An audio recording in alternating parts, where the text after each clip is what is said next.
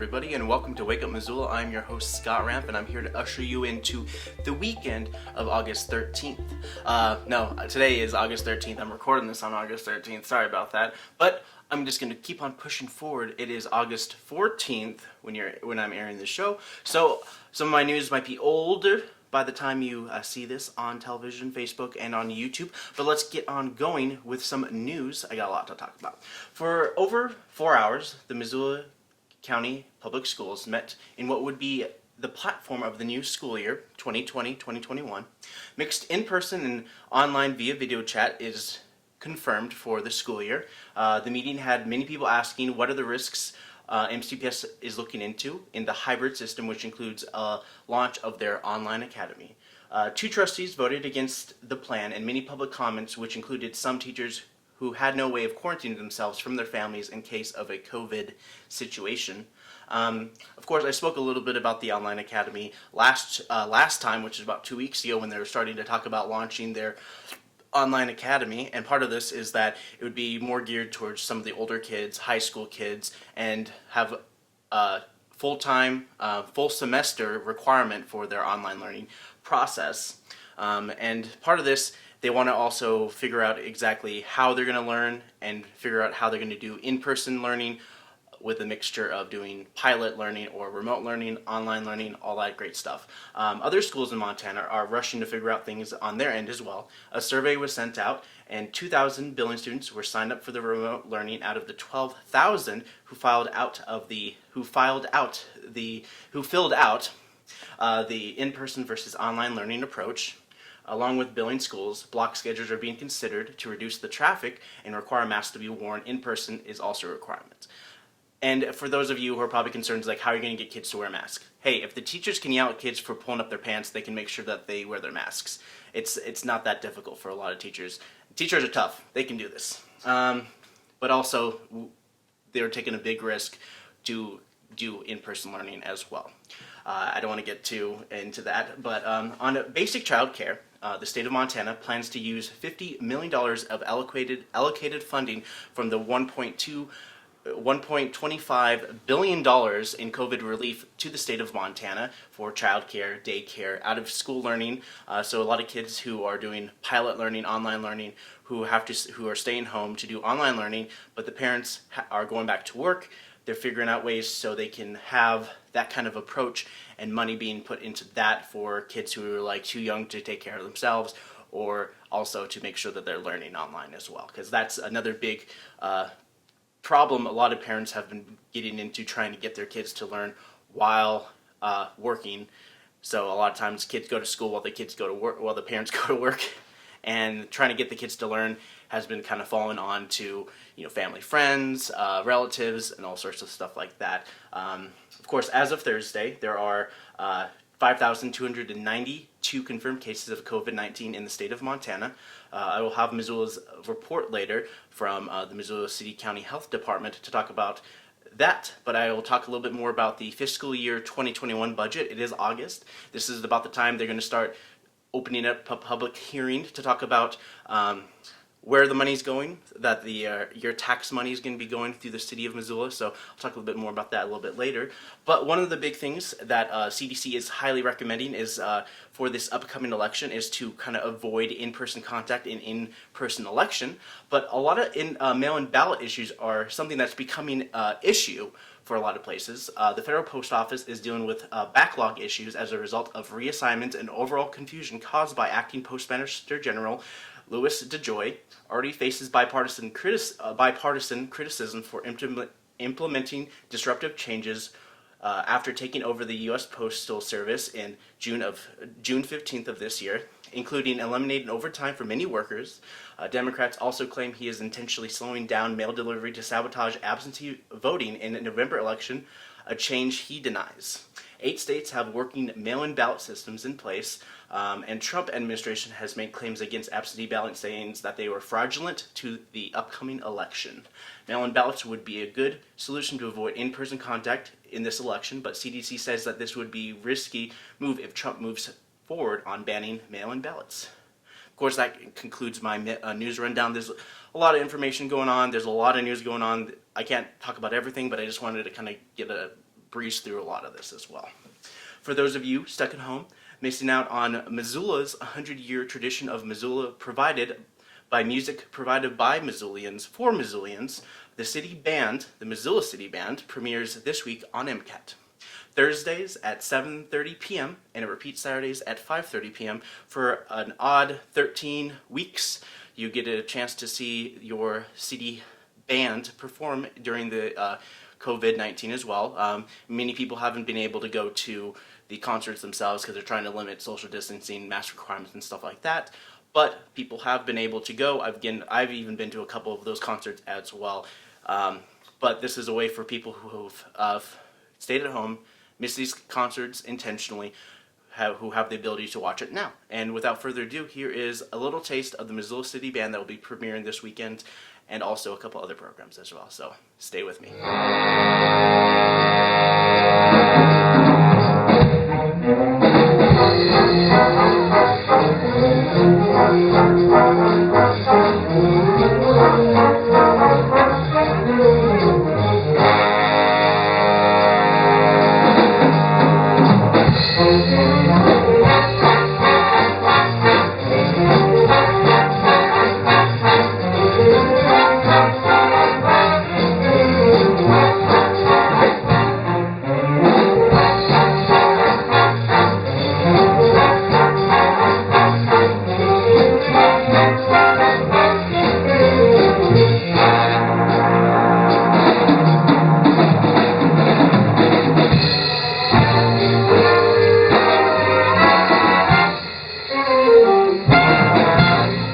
That $925, if somebody was going to afford that rent at 30% or 1/3 of their income, they would need to make $17.79 an hour. So you can see that if the mean renter wage is really about $11.50, and you need to earn, I'll just for argument's sake earn $17.50, then we've got a large gap. I mean, at $6 an hour of a wage gap is very significant. And so again, 50% of Missoulians being renters, we've got a math problem. We've got an affordability problem in Missoula. About my subculture, probably the subculture of a lot of people here, and that's Irish America. And I want to talk about Irish America by starting with one artifact, one that we hold dearly at the University of Notre Dame. In this case, literally, because we own it. It is right here.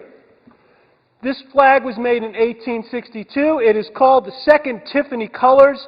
It was made in New York City by Tiffany & Company. Yes, they make more than jewelry. Yes, they make more than lamps. They also were the finest embroiderers of silk in New York in the 19th century, and this flag was made by them. This, of course, is one of the flags of the Irish Brigade. So now I want your business, Bill, and I'm going to put a billboard up, and I'm going to say the guy down the street sucks. So I get you. Queered the whole deal. The whole patient-doctor relationship blown out of the water in 1969 because of Medicare, in my opinion. Okay? So that didn't happen until way, way later. And most of my dad's contemporaries were holdouts against insurance. They didn't want to be, anything set, a number set, and I'm going to be paid a certain amount for care. They wanted to stay fee for service and stay very nimble. And I saw a lot of my dad's friends be holdouts, and some of them paid the price for it, and some of them didn't.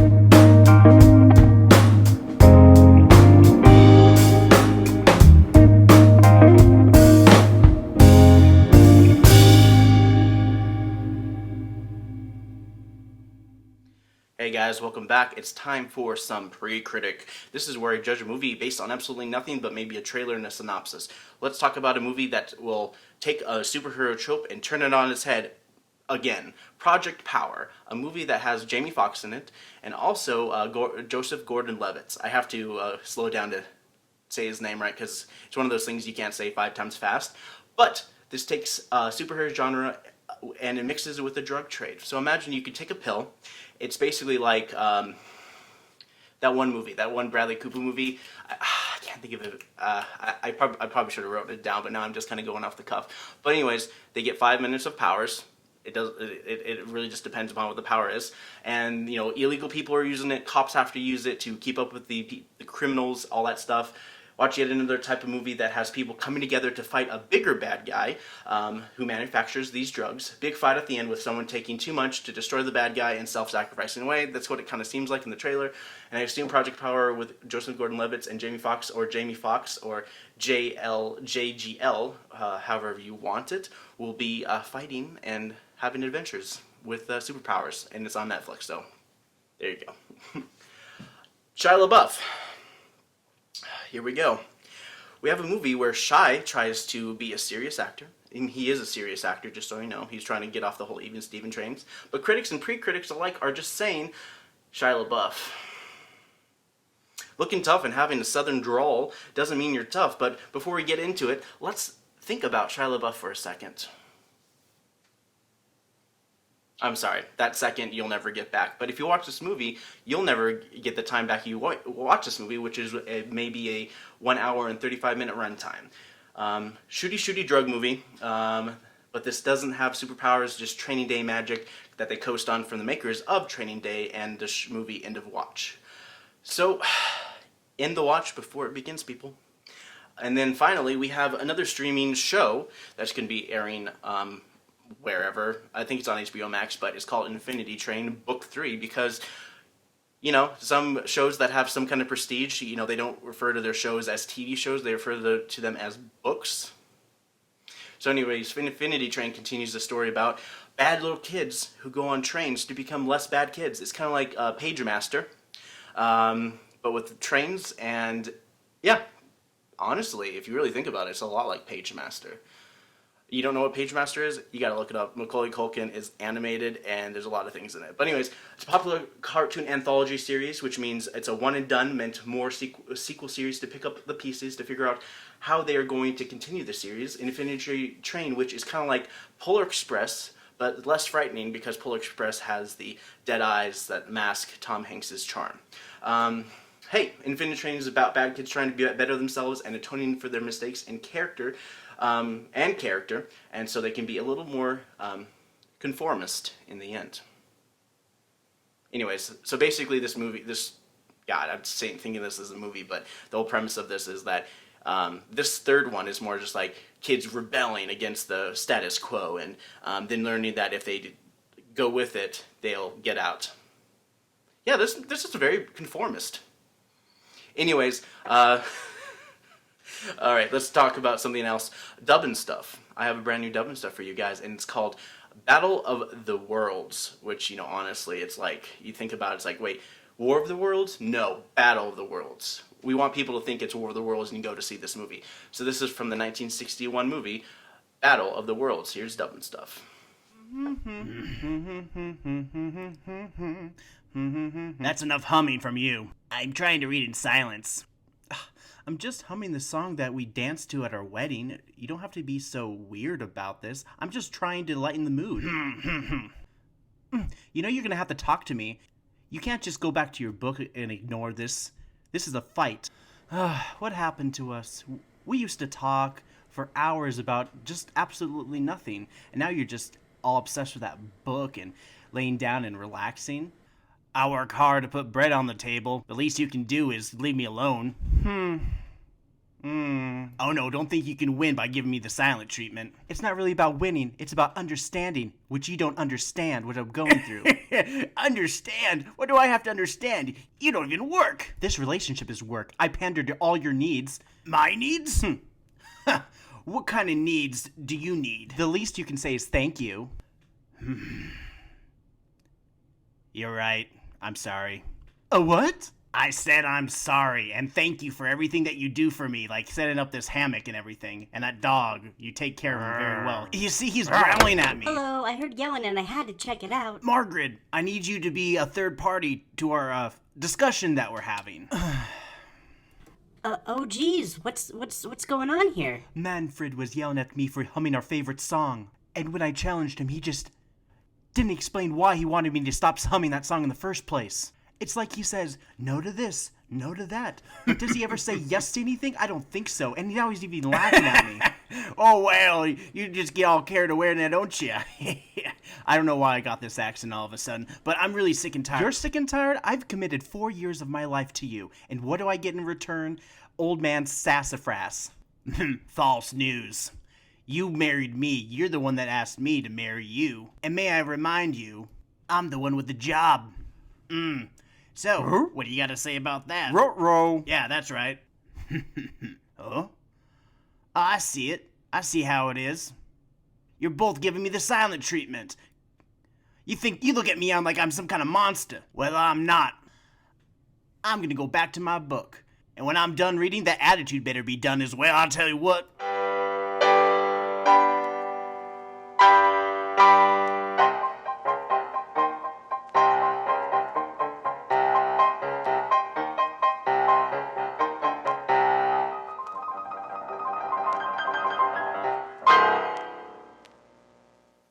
Defund the police is something that's been very big in the city of Missoula. A lot of people, a lot of public comment has been very concerned about how the city is working with the police department and funding them. But all defund the police aside, one of the major increases in the police budget is working towards pensions. So paying police officers more money, giving them raises, and every couple of years they actually talk about their pension and moving forward with this. But we're at the 2021 budget, and the city hopes to pass multiple budgets that will also increase the Missoula's police department to $19 million for the fiscal year of 2021. William Larson, during public comment, is concerned on what the Missoula Police Department is spending money on. I am coming to you tonight to comment about some unusual activity I have noticed recently with the Missoula Police Department. It started a few weeks ago with the buying of a bunch of AR-15 rounds by the Missoula Police Department, which I have been told now is part of a collective bargaining agreement between the police union and the Missoula Police Department. That collective bargaining agreement, as far as my conversations with Assistant Police Chief Scott Hoffman, is not being followed, in my opinion, and I have forwarded this matter to my City Council Representative Gwen Jones, Jesse Ramos, and the City Attorney for further interpretation of this collective bargaining agreement. I have not received any messages back from Jim Nugent, and the problem is this, I believe. There are written into the agreement safety protocol to prevent the officers from hoarding ammunition and to be only using it for official target practice and bona fide practice events. Those protocols that are written into the agreement, I do not believe are being followed, and I've requested spreadsheets to determine if this is being followed. And as far as my understanding is concerned, I believe it to be, the spreadsheet should be a per bullet, per officer accurate spreadsheet. It is not. It is essentially a checklist which shows officers are allowed to walk out of the building with ammo unaccounted for and only accounting for the consumed ammo by returning only the used casings. Defunding the police has been on many folks' mind via public comment. Last time I spoke on this, many people spoke on how the police are doing so much work via homeless, social work, and many mental health emergencies that may not require armed officers. A couple weeks ago, there were a couple of public comments saying that there needs to be a softer touch when it comes to dealing with people with mental health crises. I'll talk a little bit more about this, but Jay Stanford speaks on an increased budget and support. The money will be used for training, for PPE safety equipment to protect our officers from exposure to COVID-19, for 2 additional officers, for body cameras and cameras for interview rooms, and to purchase a ballistic helmet for each officer. The helmets are not one size fits all. They're sized to fit each individual officer. Chief White has made it clear the helmets will not be worn during routine patrol duty. They're only to be worn in situations where there's a serious risk of head injury. His request includes a small amount to install a shower in their existing bathroom and for half lockers in part of their existing break room, so his officers will have a place to shower and store their uniforms before going home to their families. I think his requests are reasonable, and as someone who pays property taxes that pay the bills, I don't mind paying a little more to keep our officers safe, and so Missoula will remain a safe place to live, to work, and for our children to go to school. Andy Halsell, who's been very vocal in her concerns in terms of the police funding, not necessarily giving them more money, but allocating funding to departments so they can help people with mental health emergencies. And this is what Andy Halsell speaks on, providing more equipment and the lacks of masks being worn by the police officers. Technology is not going to change the racist undertones of policing, and reforms that are focused on individual dialogues with cops that are funded by tax dollars. There are so many other things in this community that we can, in fact, fund. And I have a specific comment on the locker room. I watched 4, and at other moments in the same exchange, 6 of our Missoula Police Department officers arresting a single man outside of St. Patrick's Hospital at approximately 11:30 or 12 midnight a few nights ago. Not a single one of those officers was wearing a face mask. So if our tax dollars are asked to give additional funding to the police department so they can be safe, so they can shower off, so they can leave their uniforms, I ask that when they are interfacing with the public, including young people on the bridge, on the Madison Street footbridge, or this gentleman who just came out of the hospital. There were a lot of public comments during the city council throughout, and there seemed to be new businesses that was using public comment to sell to the city, the Missoula Police Department. I did not include them in my report. It seemed a lot of them just kind of jumping on the train and calling, saying that, oh, you should buy this new thing for the police department. It'll help the people scan people's badges and determine who they were and everything like that. So that's something that was also being pushed in there as well. But I'm going to kind of end the whole police part at that point. Of course, one of the things is that we're having a zoning and an update to the business improvement district with garbage removal and street maintenance. The total budget is $82,327, which is part of the downtown business improvement district. So a lot of businesses came together many years ago to be like, we want to put money into this to increase the services provided in the downtown Missoula area, and also have a kind of like an umbrella working with the downtown partnership and stuff like that. And part of this is that figuring out how to connect with each other and improve their businesses along the way, while also renting and owning businesses downtown, which is very expensive. But you're not here to talk about zoning and capitalism, but let's talk about the fiscal year 2021 budget, which takes place every August. Chief Administration Officer Dale Bickle presents the fiscal year 2021 budget, and this is what he had to say.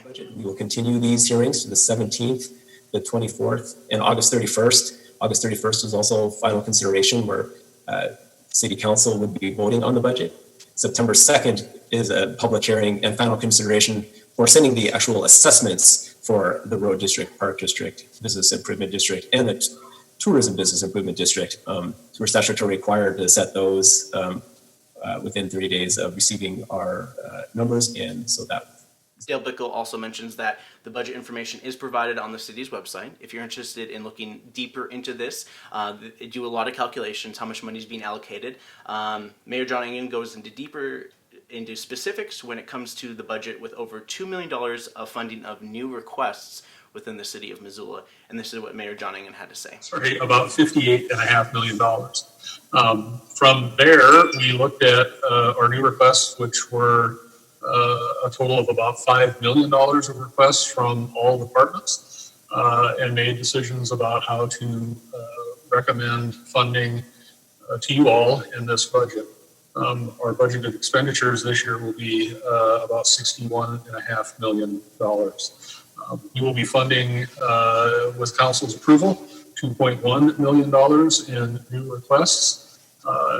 And among the highlights, we will be able to, this year, make an investment in our fund balance,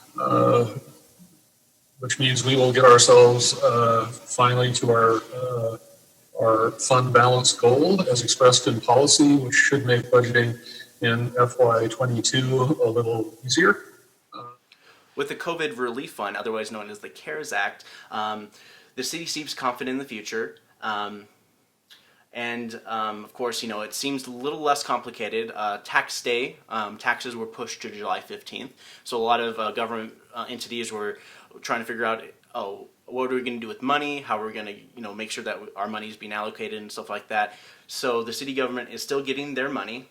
Growth in property tax base. So there's been a couple zonings and annexations. The big annexation was the one by the Missoula International Airport, and that was a lot of property right there that got zoned into the city limits.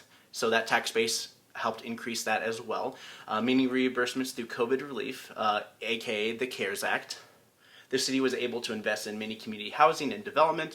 The Community Housing Trust Fund, which is not only to create affordable housing but sustain it as well, along with projects that collaborate with Lowell School via Parks and Rec to make it a neighborhood gathering place. First of many, they hope. Learn Act also got $100,000 to look into the systematic racism within Missoula, create the narrative. They had a lot of ad hoc meetings, they called them, and they were community outreach meetings for the community to talk and speak with the city council members and figure out how we're going to work with this moving forward as well. But there's a lot they're talking about, but these are some of the new things that they're putting money into for the city of Missoula. Dale Bickle also mentions that the city has money in the bank and hopes to use it for future sustainability. This is what he had to say. You can see we started the year with $7.1 million in the bank. Our reserve targets require only about a $3.5 million budget surplus. So we are actually ending the year while we are budgeting to spend down our excess cash reserves. We are also holding back some of that because we are anticipating we're going to need some of that for next year's budget as we. And for my last clip, part of the budget seems low for crisis response for individuals who experience a mental health crisis, but the mayor speaks on a pilot program that the city invested $75,000 with additional matching funding from federal and Missoula County, and this is what Mayor John Engen had to say about mental health. The city of Missoula's $75,000 is a match to a larger state and tribal grant program that Missoula County has also joined us in matching. And it is a 10-month pilot program based on the Cahoots model that will allow us to establish data, and that data will allow us to move forward. And my hope is that we can bolster that program. I would do backflips if we could handle 20% of those 911 calls for folks who are in crisis. But we need to walk before we run. We can't have this pilot program be a failure. And so I think we have exactly the right people on the case endeavoring to tip this up. Through the $75,000 and the matching fund from the county, federal, state, and all that stuff, John Engen hopes that they can get solid numbers from the programs to help grow and sustain itself. So far, this money is going to be for 10 months of services. So the budget will have a final reading and approval by the end of this month with the fiscal year budget, but has made room in their schedule to talk further into September. So at the end of this month, they're opening this to public comment. You can email the City of Missoula. Like I said, the website is ci.missoula.mt.us. It is a great website where you can get in contact. You can see future agendas and past meetings and minutes to figure out, not necessarily figure out, but to watch all your city meetings and more. But if you can't find it on there, MCAT also posts videos on our MCAT page, mcat.org. But you can also find us on YouTube. We've been doing a lot of live streaming through YouTube, Facebook, and stuff like that. A lot of not in-person meetings as well, so that's something that MCAT has provided. If you have any more questions, you can call us at 542-6228. That's our MCAT number. Again, that number is 406-542-6228. Then again, you can always email us. There's not a lot of in-person or being able to talk to someone, but if you get in contact with the general inbox, it's mcat@mcat.org. All right. So let's talk about a little bit about COVID, or actually I'm not going to talk about it. We're going to have the City County Health Department talk a little bit more about this in this video right now. Hi, my name's Cindy Farr, and I'm the Incident Commander for the Missoula City County Health Department's COVID-19 response. Today is Tuesday, August 11th, and this is my daily briefing. We've had 332 cumulative positive cases of COVID-19 in Missoula County to date. 328 of those cases were identified by testing and 4 were epi-linked. We've had 261 recoveries and 1 death. 2 Missoula County residents and 1 out-of-county resident are currently hospitalized in Missoula County, and we have 70 active COVID-19 cases with more than 330 close contacts at this time. Active cases and their known contacts are in quarantine and isolation and will continue being monitored and supported as needed. The state of Montana is reporting 5,104 cumulative COVID cases. There are 3,542 recoveries and 77 COVID-related deaths. There are now 1,485 active cases with 77 active hospitalizations across the state right now. COVID has now impacted 53 of Montana's 56 counties, meaning that COVID has hit about 95% of our state with varying degrees of intensity. Yellowstone and Bighorn counties continue carrying the bulk of the new and cumulative cases. Yellowstone has nearly 600 active cases, while Bighorn County has closer to 300 active cases. Other counties reporting more than 50 active cases at this time include Flathead, Missoula, Lewis and Clark, Cascade, and Phillips counties. Yesterday, we reported 92 active cases in Missoula County. Today, we're reporting 70 active cases.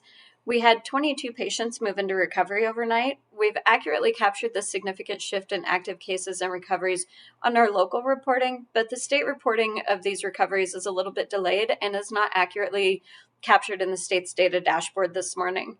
We expect that discrepancy to diminish in the next day or two as the state closes cases on their end. Here in Missoula County, we continue seeing strong evidence of community transmission and exposure to known cases in our active cases.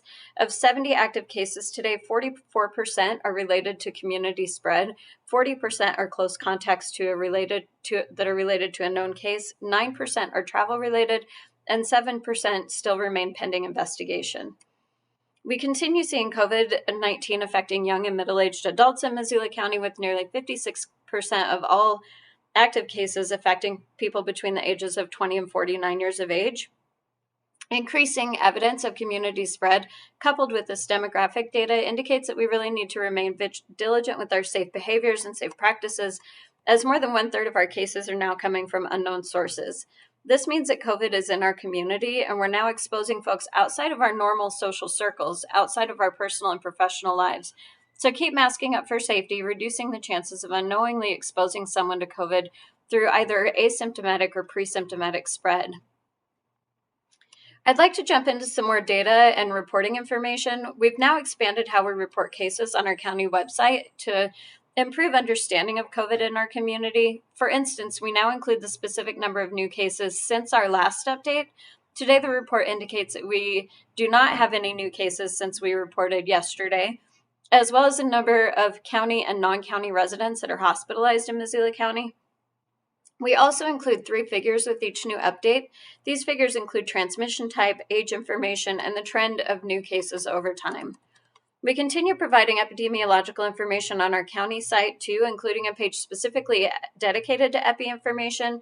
Typically, we update this information a couple of times a week after we receive new data and analysis from our partners at the University of Montana's School of Public and Community Health Sciences. If you're on our main landing page, you'll see a quick links on the right-hand side with the link for Missoula County epidemiological data, where you'll find the Missoula County COVID epi curve across time and COVID incidence by age, as well as reported symptoms and symptoms by age and things like numbers of close contacts per case, COVID infections by gender, and hospitalization across time. When you review this epi information, please read the informational dialog box at the top of the page first, which includes information that helps understand the data and its limits, which is really important. All data has limits, and this data is no exception. It is best practice to be transparent with those limits, as we have been and will continue doing. So please check out that information to understand the limits of the data presented, as well as the time and date range of the information presented. Typically, the data captures information from the previous week through late March, when COVID started affecting our community. We're currently working with the University of Montana and their stellar epi research to bring you an epi-specific briefing in the next few weeks. While we can and will continue providing daily updates, this long-form epi briefing will take us into a little bit deeper dive into the epi data, including what the data looks like, what it means, what its limits are, and how it informs how we move forward safely. We'll also be able to discuss things like reproductive rates and positivity rates in more detail. These two data indicators help us to see how quickly the virus is transmitting from person to person, as well as how many people test positive compared to the total number of tests being conducted. Looking at county level data from March through last week, we can see that we had about 304 cumulative cases with about 13,634 tests. When we take the cases divided by the total number of tests conducted, we get a 2.2% positivity rate. This means that for about every 100 tests, about 2 people get infected, become symptomatic, and at some point in their infection where they tested positive at the time of their testing. I'm looking forward to sharing more data and analysis with you moving forward. Seeing trends, especially health-related trends, takes a lot of time, and COVID is no different. Now that we're several months into our response, we have enough data to see changes across time, as well as an average positivity and reproductive rate. While I'm looking forward to providing this information more consistently, please remember that all data does have its limits. That doesn't diminish the value of the data, but it does inform how we view it and how we decide to use it for guiding our path forward. For instance, delayed test results would affect the data. By the time we received some of the delayed results, some patients were already outside of their quarantine and isolation time. Therefore, cases like that would not show up in our active cases, even if their test result was positive, because by the time they received the result and by the time that the health department received the result, the patient would have already been out of their isolation time, which means you wouldn't see them as an active case, but they would fall into our cumulative total. We've been getting a lot of public comments asking for more epi information. I look forward to continuing to share that information with you more consistently as we continue addressing COVID-19 in Missoula County. So I also want to let everyone know that I will be out of the office for the next week, taking a little bit of vacation, trying to get a little bit of the end of summer before the kids are back in school and before the weather turns. You may not be getting a briefing every day, but our information will definitely stay updated on the website, and I will talk to you all again next week. As always, you can subscribe to me on YouTube under my name, Cindy Farr. That's CindyFarr. Click the notification bell so you get notified when additional videos are uploaded. You can follow us on Facebook at the Missoula City County Health Department's Facebook page. You can check out our website at missoula.co/cvirus. Remember to click that little epi link on the right-hand side of the page, and that'll take you to all the data that we've been talking about today and a little bit last week. And you can call 258-INFO if you'd like to schedule a test if you're having symptoms, or if you just want to have general information about COVID-19. So until next week, everybody, stay healthy. Well, it's the end of my show, and I want to say thank you for joining me, but I also wanted to say that a couple other news items, which includes MCAT. MCAT is going to be opening day after Labor Day. That's the big news. Day after Labor Day, the new library will be open. They're rushing. There's going to be a lot of moving in even during the open hours for the people, and part of this, the big part of it, is that they're doing a 25% capacity at the new library. It's a huge space, so 25% can mean quite a bit of people being able to go there, but they want to be able to make sure that there's proper social distancing in place. Maybe, well, with the phase 2 in the state of Montana, if you're in a public gathering, no more than 50 people should be gathering. So look into it a little bit more. I'll look into it a little bit more, but for right now, they're going to be providing wristbands and have a 2-hour limit for a lot of people going to the Missoula Public Library. Also, MCAT will be rehosting the Saturday drop-ins. We'll be adjusting it just a little bit more. We're going to add a whole new session to it. So part of these sessions are going to be, we're doing a morning session from 10 to 12, and we're going to be doing an afternoon session from 1 to 3, and we hope to start it sometime a Saturday starting in September. I'll let you guys know a little bit more about that as we're moving forward, because I won't know for sure until we actually start moving into the building and how comfortable we feel about hosting kids. And so one of the limitations that we're doing is that, of course, you always have to wear a mask. You know, I'll be wearing a mask in there as well. You also have to 5-kid limit for the sessions, but which is why we're adding the 2 sessions. What we originally had about 12 kids per normal session during our regular Saturday drop-ins. One of the big things about it is that MCAT will be providing this for free. So there's RSVP. It's a very first come first served basis, and this is going to be happening from 10 to 12 every morning, every Saturday, but also from 1 to 3 p.m. For the second session. So there's going to be a little hour leeway so we can clean up and get ready for the next session of kids to join us for that as well. But Saturday is going to be kind of like the place to be at the library for kids, because there's going to be the under one roof with the Families First Learning Lab, along with Spectrum Discovery Center, which kids can get interactive with that. So if we are full, they still have the opportunity to go up to the second floor and check out all those exhibits from Spectrum, Families First Learning Lab, and also a lot of other great opportunities with books at the new Missoula Public Library. So I'll talk a little bit more about it. Information is constantly changing, but I just wanted to say thank you once again. And for Wake Up Missoula, I'm Scott Ramp. Goodbye.